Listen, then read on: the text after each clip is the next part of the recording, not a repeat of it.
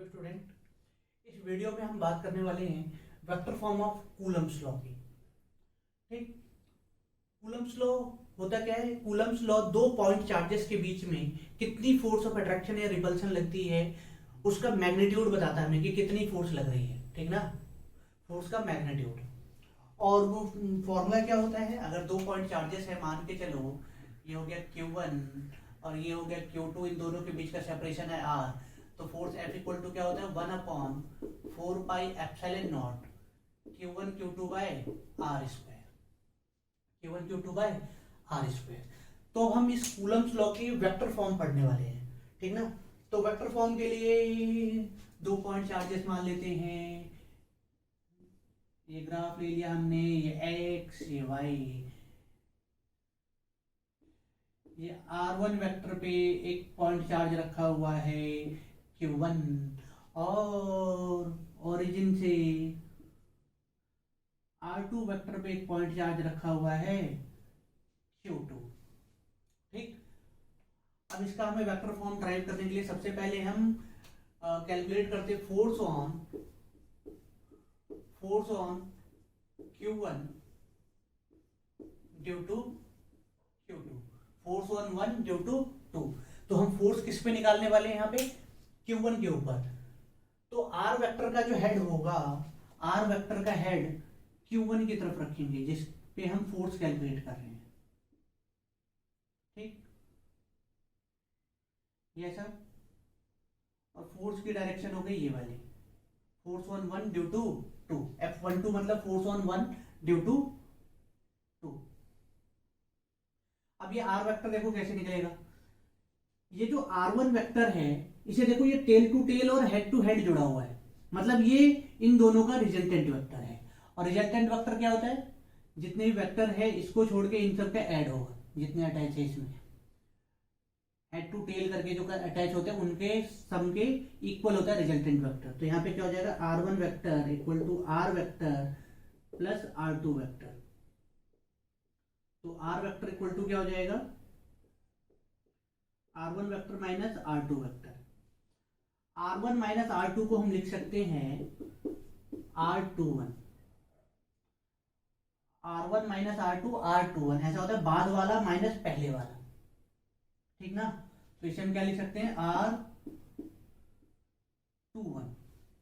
ठीक, तो इनके बीच का सेपरेशन कितना है? R12 वेक्टर हो गया। ठीक है ना, वेक्टर में अगर हम लेंगे तो चलो ये हो गया। अब फोर्स लिख लेते हैं। Force on 1 due to 2, force on 1 due to 2 वो हो जाएगा force on 1 due to 2 equal to 1/4 pi epsilon not. Vector form लिख रहे हैं तो वेक्टर बना लेते हैं Q1 Q2 अपॉन इसका मैग्नीट्यूड का स्क्वायर। ठीक, तो अब इसमें देखो कोई भी चीज अभी डायरेक्शन को डिनोट नहीं कर रही है, क्योंकि चार्ज स्केलर क्वांटिटी है, R21 का मैग्नीट्यूड वो भी स्केलर क्वांटिटी है। तो वेक्टर के लिए हम क्या करते हैं? इसमें एक यूनिट वेक्टर की मल्टीप्लाई कर देंगे। अगर यूनिट वेक्टर का जो मैग्नीट्यूड होता है वो होता है 1 से अगर किसी नंबर में आप अगर मल्टीप्लाई कर दो तो उसमें कोई चेंज नहीं आता।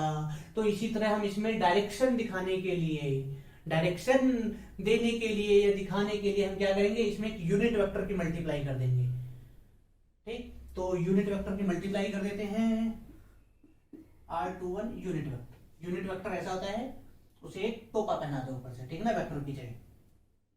अब यूनिट वेक्टर को हम इस तरह से लिख सकते हैं, R21 unit vector equal to होता है वेक्टर अपॉन वेक्टर का मैग्नीट्यूड, वेक्टर अपॉन वेक्टर का मैग्नीट्यूड। इसे उठा के इसकी जगह रखो, तो F12 इक्वल टू हो जाएगा 1/4 pi epsilon not Q1 Q2 bye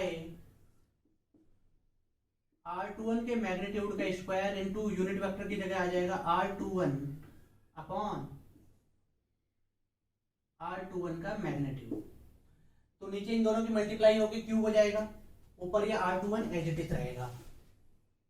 तो क्या आ जाएगा? F12 equal to 1/4 pi epsilon not Q1 Q2 by R21 के मैग्नीट्यूड का क्यूब, और इसे लिख लेते हैं हम R1 माइनस R2। ये हो गई हमारी इक्वेशन 1, ये हो गई हमारी force on 1 due to 2, force on 1 due to 2। ये क्लियर है। बस इसमें ये ध्यान रखना शॉर्टकट के लिए कि यहाँ पे अगर 1 2 है तो इधर R के साथ 2 1 आएगा, 1 2 है तो 2 1 आएगा। तो ये तो हमारा हो गया फोर्स ऑन 1 ड्यू टू 2। अब क्या निकालना है? Force on 2 due to 1, force on 2 due to 1। तो बना लेते हैं इसे भी, ये इधर ये इधर ये इधर, ये वाई ये एक्स। R1 पोजीशन वेक्टर पे एक चार्ज है Q1, ये कुछ ज्यादा ऊपर लिख दिया, Q1, और R2 पोजीशन वेक्टर पे एक चार्ज है Q2। अब हम क्या कैलकुलेट करने वाले हैं? Force on 2 due to 1। हमें क्या कैलकुलेट करना है? Force on Q2 due to, अरे ड्यू टू Q1। तो फोर्स ऑन 2 ड्यू टू 1। तो 2 पे फोर्स निकाल रहे हैं, तो रिजल्ट जो R वेक्टर है उसका हेड हम Q2 की तरफ कर देंगे, ठीक ना। R वेक्टर का हेड Q2 की तरफ। अब देखो ये R2 वेक्टर जो है इन दोनों R1 और R वेक्टर का रिजल्टेंट है। तो हम अगेन इसे हम ऐसे लिख सकते हैं, R2 vector equal to R1 vector plus R vector. तो R वेक्टर इक्वल टू हो जाएगा R2 vector minus R1 vector. तो R वेक्टर इक्वल टू हो जाएगा R12। तो R वेक्टर क्या आ गया? R12 vector. क्लियर? फोर्स की डायरेक्शन इधर होगी फोर्स ऑन 2 ड्यू टू 1, ठीक। Force on 2 due to 1। इधर वेक्टर में पहना था क्या? इधर भी वेक्टर पहना दो, ठीक। ये हो गया। अब क्या हो जाएगा? 1/4 pi epsilon not Q1 Q2 by R12 vector के मैग्नीट्यूड का स्क्वायर। और यहाँ पे क्या है? 1 2 वेक्टर को एक टोपा पहना के यहाँ बिठा दो, ठीक ना। यूनिट वेक्टर की मल्टीप्लाई कर देंगे, डायरेक्शन दिखाना है ना। अब ये वापस से यूनिट वेक्टर क्या होता है? वेक्टर अपॉन वेक्टर का मैग्नीट्यूड। तो ये हो जाएगा हमारा F21, नीचे मैग्नीट्यूड का मल्टीप्लाई हो जाएगा, तो 4 पाई एप्सिलॉन नॉट, ये मैं थोड़ा डायरेक्ट कर रहा हूँ, Q1 Q2 बाय R12 के मैग्नीट्यूड का क्यूब इनटू R12 वेक्टर। ये आ गया। अब इसे R12 को ऐसे लिख लेते हैं, R2 minus R1। F21 equal to क्या हो जाएगा? 1/4 pi epsilon not Q1 Q2 by R12 के मैग्नीट्यूड का क्यूब, और ये हो जाएगा R2 minus R1, R2 minus R1। अब देखो इसकी अगर हम बात करें तो ये डिस्टेंस R वेक्टर का जो मैग्नीट्यूड है ये दोनों केस में सेम रहेगा, ठीक ना। R21 का मैग्नीट्यूड इक्वल टू R12 का मैग्नीट्यूड, ठीक ना। अरे डिस्टेंस, दो पॉइंट के बीच की डिस्टेंस थोड़ा ही ना चेंज होगी, तो डिस्टेंस वही रहेगी। तो R12 वेक्टर का magnitude equal to R21 vector, ठीक। और यहां से हम माइनस कॉमन ले लेते हैं, ठीक। तो F21 वेक्टर इक्वल टू हो जाएगा 1/4 pi epsilon not Q1 Q2 by R21 vector के मैग्नीट्यूड का क्यूब। अच्छा माइनस कॉमन ले लेते हैं, थोड़ा इक्वल टू इधर रखते हैं, माइनस इधर आ गया। ये हो जाएगा हमारा R1 vector minus R2 vector. ये हो गया। अब इसे देखो, क्या माइनस को छोड़ के बाकी सारी चीजें F12 से मिल रही है? 1/4 pi epsilon not Q1 Q2 by R21 vector के मैग्नीट्यूड का cube into R1 minus R2। तो ये क्या आ गया? F21 equal to minus F12।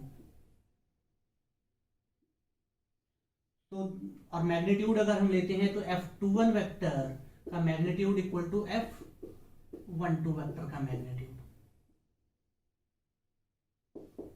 Clear? तो यही हो गया vector form of Coulomb's law. दोनों फोर्स का मैग्नीट्यूड इक्वल है लेकिन डायरेक्शन ऑपोजिट है। क्लियर? इसमें बस ये ध्यान रखना, जिस चार्ज पे आप फोर्स निकाल रहे हो आर वेक्टर का हेड उसी की तरफ कर दो, ठीक ना। और फिर यहाँ पे क्या आ जाएगा, R2 माइनस, मतलब इसमें आ जाएगा R1 माइनस R2, इसमें R2 माइनस R1। क्लियर है?